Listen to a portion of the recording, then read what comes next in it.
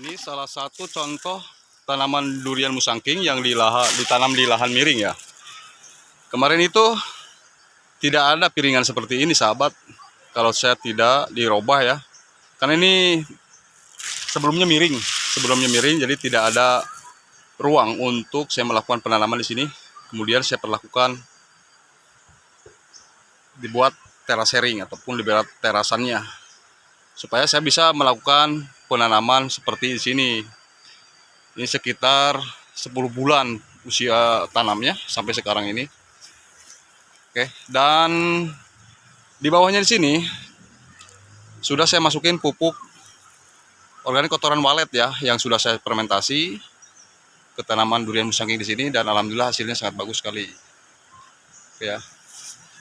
Dan tinggal melakukan terus penyemprotan seperti mencegah hama, serangga, karena di sini masih banyak daun muda ya. Daun muda di sini itu sangatlah disukai oleh hama-hama ya.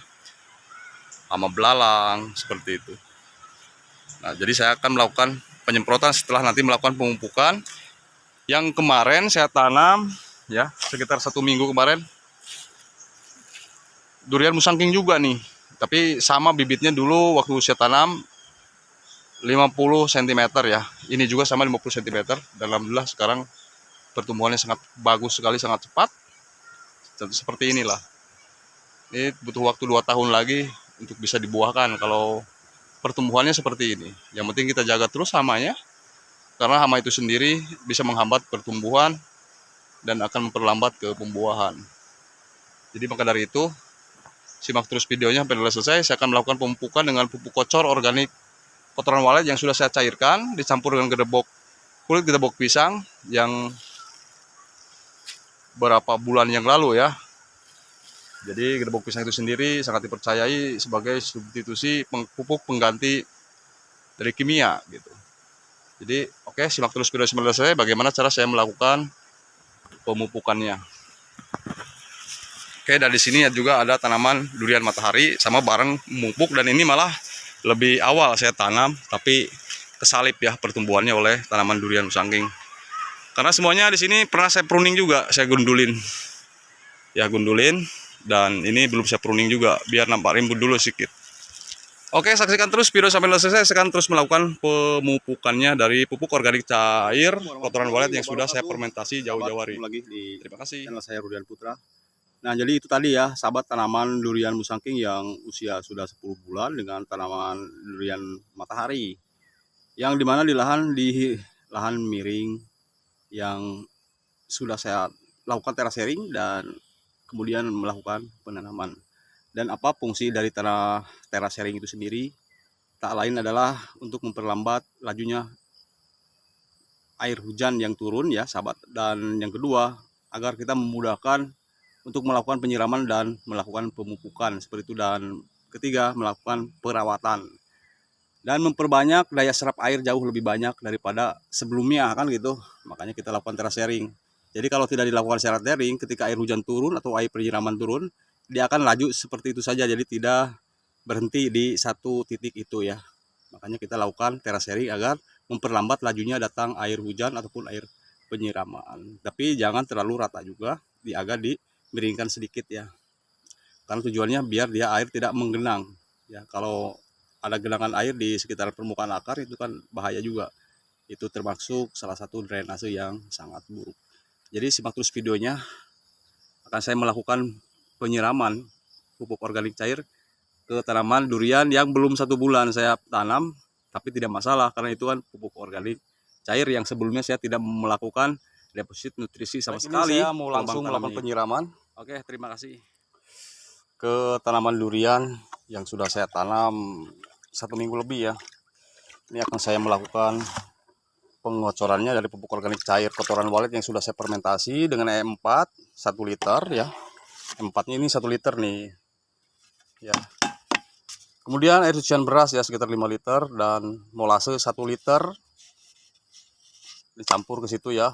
Dan kotoran waletnya sekitar ya bisa 15 kilo ataupun 20 kilo banyaknya ya. Karena kotoran walet itu 15 kilo aja sudah banyak ya sahabat. Dan bisa didiamkan selama 1 bulan ya bisa langsung digunakan, dan ini sudah beberapa bulan karena habis saya buat lagi, cuma hanya saja tidak saya praktekkan cara membuatnya karena waktu ya sahabat.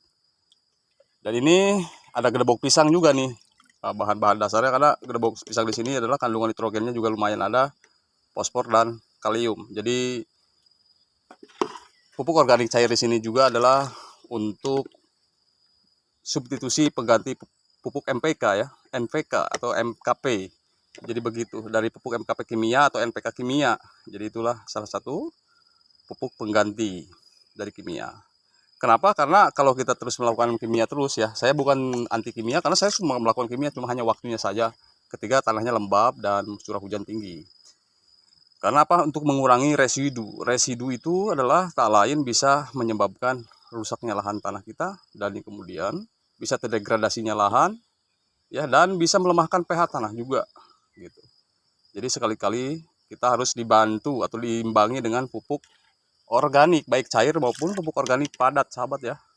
Jadi itu aja sedikit informasi yang bisa saya sampaikan. Jadi tidak ada maksud untuk menggurui siapapun, dan mudah-mudahan ini bermanfaat ya untuk tanaman saya dan khususnya untuk para sahabat tani Rudian Putra pemula yang ingin bercocok tanam. Jadi ini bisa digunakan ke semua tanaman sahabat. Jadi tak hanya ke tanaman durian, tanaman cengkeh, alpukat, dan tanaman kelengkeng gitu. Dan kalau untuk tanaman yang baru ditanam itu bisa memperbanyak bintil akar ya, menghijaukan klorofil daun, kita merimbunkan daun juga dan menggemburkan tanah, dan memperbanyak populasi mikroorganisme yang ada di dalam tanah itu sendiri dengan melakukan pemupukan organik cair. Baik, simak terus videonya sampai selesai. Saya lanjut melakukan penyiramannya ke tanaman yang ditanam di lahan miring yang sudah saya lakukan terasering dan melakukan penanaman langsung. Terima kasih. Baik sahabat, saya akan langsung praktekkan untuk cara mengaplikasikannya ke tanaman durian yang usia 1 minggu musangking yang ditanam di lahan terasering, dan alhamdulillah ketika belum melakukan pemupukan atau tidak ada stok deposit nutrisi sebelumnya itu pertumbuhannya lumayan. Tapi saya periksa barusan setelah saya memperlebar teraseringnya, itu kering ya, kering dia. Tidak, karena sudah beberapa hari ini tidak ada hujan, jadi cuaca panas terus di sini. Nah, jadi seperti itu ya manfaatnya daripada tanah yang kita lakukan terasering. Tuh, kita memudahkan menyimpan sesuatu ya, ember, alat kerja yang lainnya. Ketika tanah miring, kita lakukan terasering. Nah, oke. Jadi masalah pertumbuhan sahabat, masalah pertumbuhan nih tergantung cara kita untuk terus melakukan perawatan. Sekalipun itu di tanah miring ataupun di tanah yang datar, kalau perawatan tidak optimal, ya sama aja ya sih sebenarnya begitu. Karena berhubung di sini tiada lain yang saya kerjakan kecuali di kebun.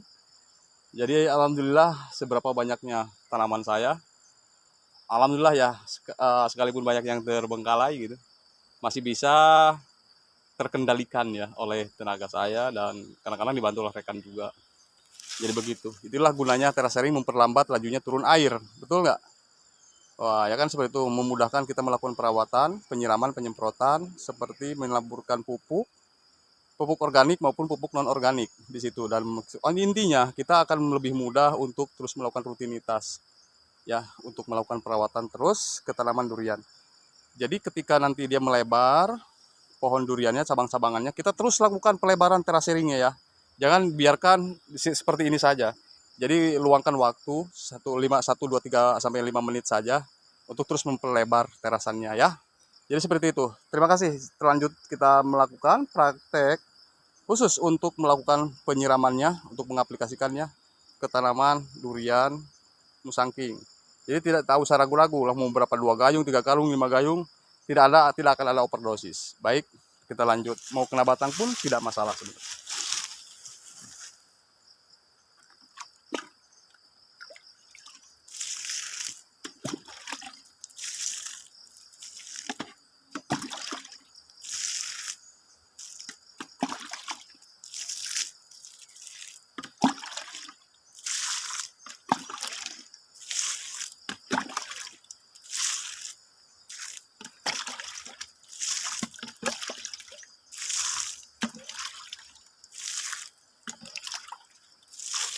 Jadi kenapa saya tidak melakukan pemupukan dengan pupuk NPK? Kenapa? Karena di sini tidak ada hujan, sahabat. NPK itu harus lembab lahannya. Boleh kita melakukan tidak ada hujan juga, yang penting kita disiram dulu, kemudian kita langsung pupuk dan habis itu kita siram lagi. Oke? Jadi jangan biarkan kering. Begitu, sahabat. Jadi itulah gunanya pupuk kimia ini, pupuk organik di sini. Ketika tidak ada hujan, kita langsung boleh melakukan pemupukan. Itu saja bedanya ya. Jadi tidak ada hujan pun melakukan pemupukan sekaligus dia merasa disiram gitu. Itu ada kelebihannya ya.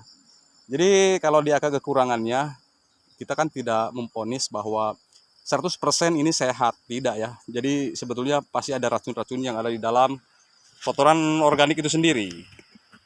Ya.